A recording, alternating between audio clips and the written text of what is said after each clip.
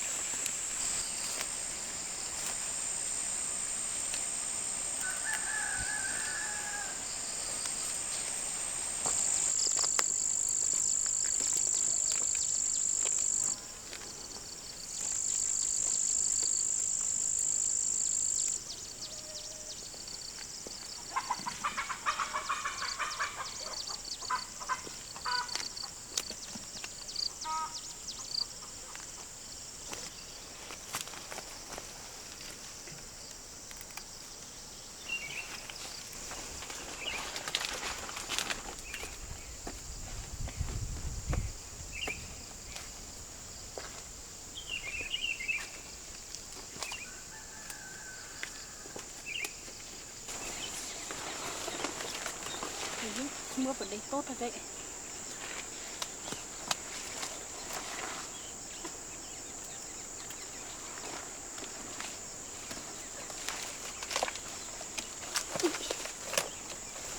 Ui, con này to thật đấy.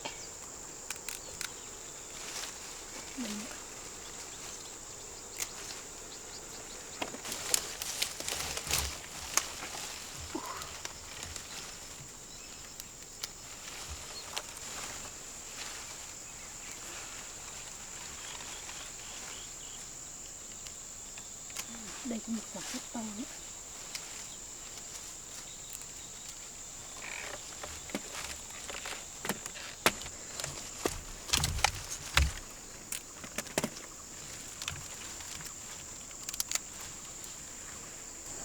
Mấy cái cây ở đây phát triển tốt, quả to thật đấy.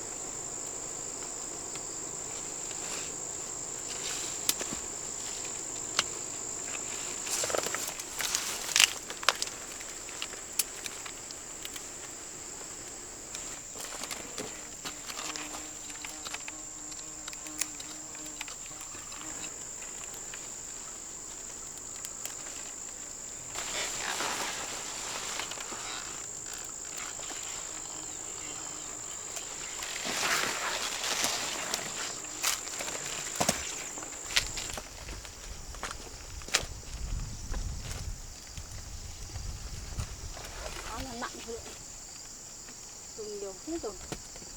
Lúc đắng đầu mùa ra rất là nhiều quả.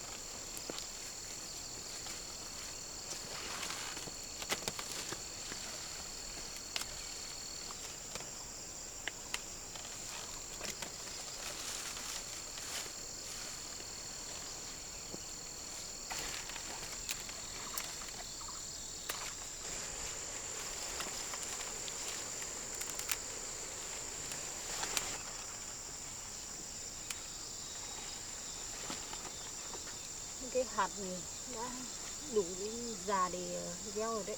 Mình sẽ vặt quả này về gieo đấy.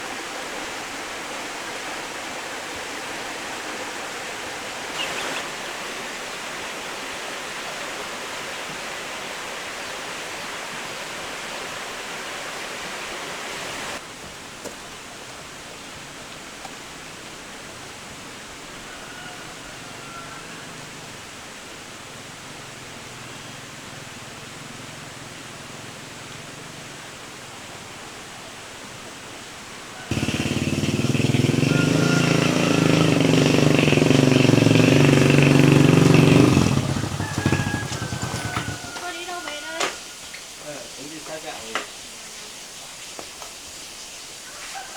Cháu đi bán đỗ à? Vâng. Cái gạo nào chú cho ăn hết chưa? Cháu ăn hết rồi chưa? Rồi. Cháu mua 2 bao nhỏ mới rồi. Và một tí lấy một ít đi ăn. Thôi ở trên nhà cháu cũng còn. Cháu cần lấy xe để đi.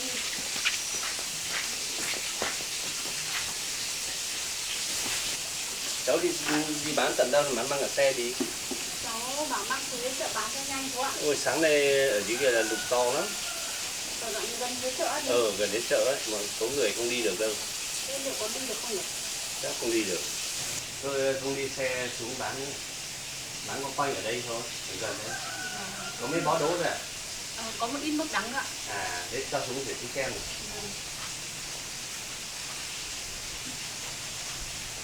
Cái này là đợt cuối rồi đấy nhỉ? Nó lép kiểu này là đợt cuối rồi. Vâng, ở trên vườn không còn mấy nữa đâu chú ạ. Cháu hái được bằng này. Ôi dồi, đẹp thế. Ôi, đẹp. Vâng, chú ăn thì nhặt lấy mấy quả để ăn. Vâng. Đây, chú ủng hộ cháu mấy quả gió báo, cháu không sao là không đi bán khó, đi đường khó đi ấy. Vâng. Chờ chú lấy túi bóng nhé. Vâng. Chú ơi, không cần lấy cân đâu, chú cứ nhặt đi, nhặt lấy Để giả tiền cháu còn được tiền tiêu muối mắm. Đây, chú chọn lấy chú quả này.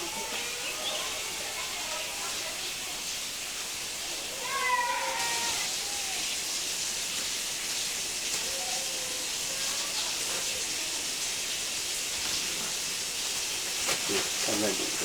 Vâng. Thế cháu bán 1 cân bao nhiêu đấy? Cháu bán 20 ạ. 20 à? Ở chỗ này của chú 1 cân thì lấy chú 15.000 thôi chú ạ. Vâng. Chỗ trong nhà lấy 15.000 thôi. Dạ. Mình cứ đặt tiền. Thôi, chú đưa cháu 20.000.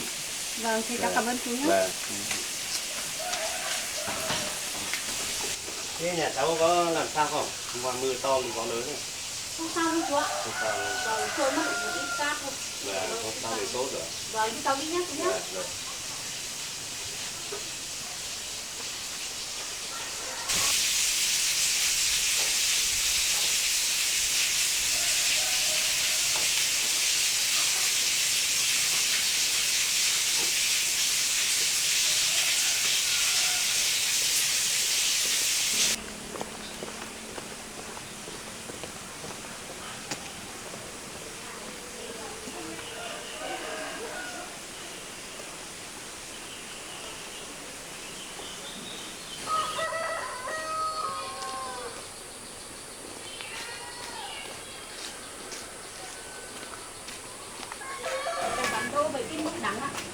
Cô cho cháu bán cho ngoài này nhé. Có mượn cái bàn này nhé. Cô ăn đỗ không? Ăn đỗ không?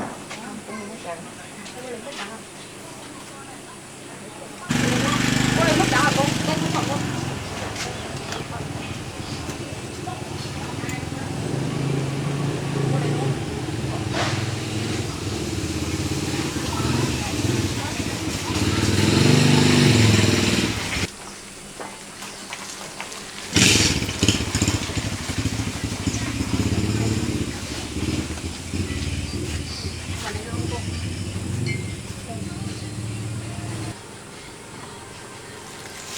Chị lấy 2 bột đấy à?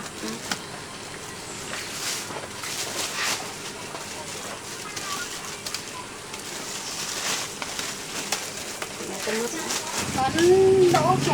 Đây đỗ với cả một ít nước đắng. Cân của cân. Đây cháu mượn cái cân khác cũng rồi.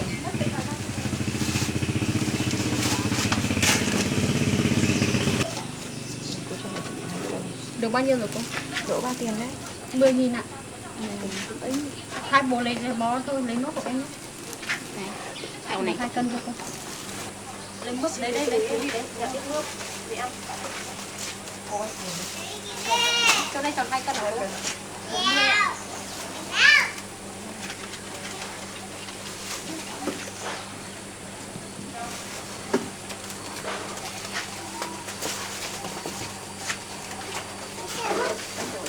Em ơi, trời ơi đá kìa. Tròn 1 cân luôn chị ạ. Trả tiền. Vâng. Chỗ này, chỗ này 20, chỗ này 20 mà. Em làm gì đấy? Chỗ này trồng trên đồi à em? Vâng, con đấy là thử rồi. Cho. Để bằng đấy à? Đấy. Được còn 1 cân này tầm 40.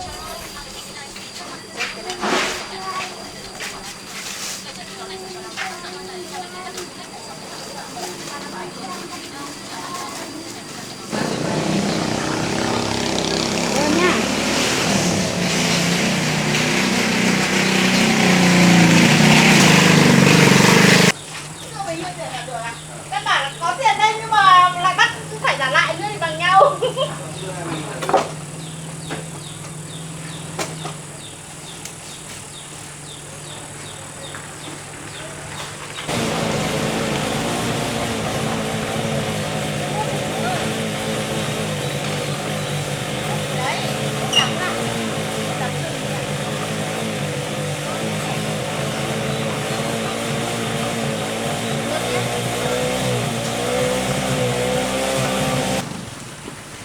Lấy bằng đấy à?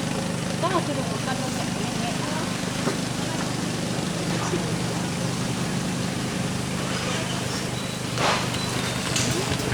Nhưng mốc đắng đi. Nước thì đắng đi.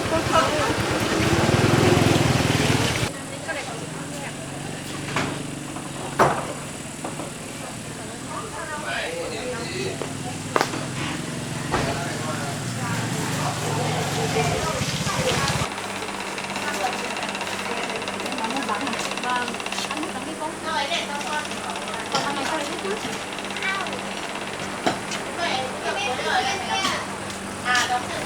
Ok nhá.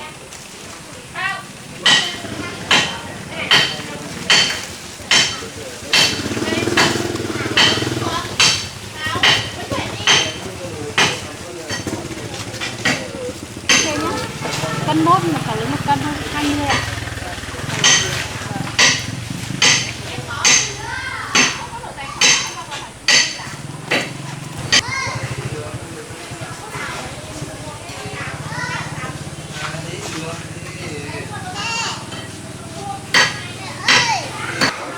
Cô Hương ơi, cháu giải cân lên cái bàn nhá. Ừ.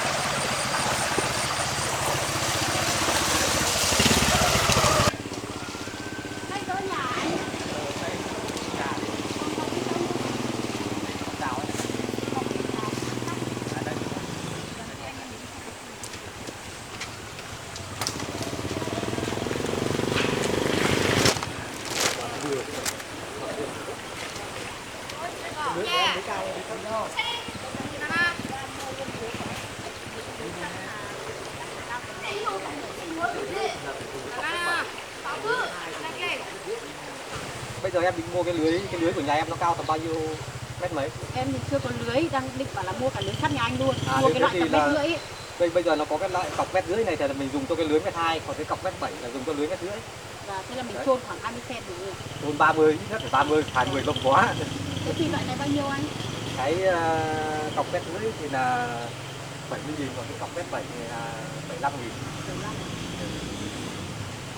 Đấy, cái này nó là 1,7. Đây nó có nửa nọng nửa kia. À, tức là nửa cái này cũng là 1,7 m. Đây từ đây hết về đây thì nó là 1,5 m. Cái chôn thì là mình quay cái đầu này lên trên nhé. Bởi vì cái đầu này để mình có đóng ghim cái lưới này. Mắc cái lưới xong thì mình ghim nó ra. Đấy. Đây, cái này 1,7 m thì em lấy số lượng tầm bao nhiêu cân? Khoảng 15 cây anh ạ. Thì liệu còn đủ không? Chắc là đủ. Cái này đủ thoải mái mà bên kia là cái này vừa lấy gần 100 cái cả. Thế thì nhớ để cho em khoảng 15 cây nhá. Anh ơi, cái này giả sử như mà em mua thì anh có hỗ trợ anh chở đến tận nhà không? À, nhưng mà nhà em ở sao? Nhà em thì nói chung là đi qua hết làng thôi, đi lên dốc nữa thôi. Thế thì thật ra là nếu mà hôm nay anh đang bận ở nhà, nếu mà em lấy nhiều thì anh hỗ trợ cho em ít tiền xăng dầu để em trở về. Vì hôm nay anh đang bận quá, anh đang sửa nhà anh. Đấy, thì nói chung lấy thì cho em hỗ trợ xăng dầu bớt cho bọn em một ít để em trở về ấy. Vậy cái này nếu mà anh bớt thì anh bớt được cho em phải bao nhiêu?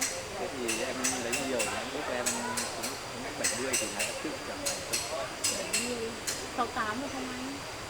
thì anh 68 thì anh làm không tốn công mấy. Đấy. Em 68 nhá. Rồi ok em, được. Cái này để nào em mới xuống chở sau thôi. Thế còn lưới không? Có. Đây trên này em lấy mua một hộp về 2 ngày. 2-3 ngày. Còn nếu mà phun nước qua thì nó chỉ chết mỗi ngọn. Cái này là cái gì? Cái này cả cuộn của bao nhiêu mét? Nếu ướt vậy mẹ gần như mình gọi là đi tắm rồi, 15 mét nên là phải có đủ. chắc chắn nó vào 14 mét rồi. Nó độ Thế là còn hai cuộn rồi anh.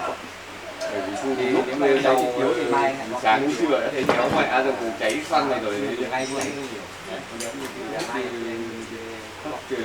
Chỗ này chỉ còn 2 cuộn thì anh đặt hộ em còn một cuộn nữa cái nhá. không phải không phải 6 Cái này thì thì em nó bán 10.000 anh bên thôi. em tính tiền như nào? Cái này em bán cho Còn cái kia nó bán 10, 25.000. còn giờ nó bán 15.000. Vâng, Còn thế cái thì kia hôm nào em lấy thì em cân ngay sau nhá. bán Ok. Anh ơi, thế như này nhá, bây giờ là anh nhớ là để cho em 3 cuộn này với cả 15 cái cọc bê tông kia thì hôm nào em lấy thì em gửi tiền một thể nhá.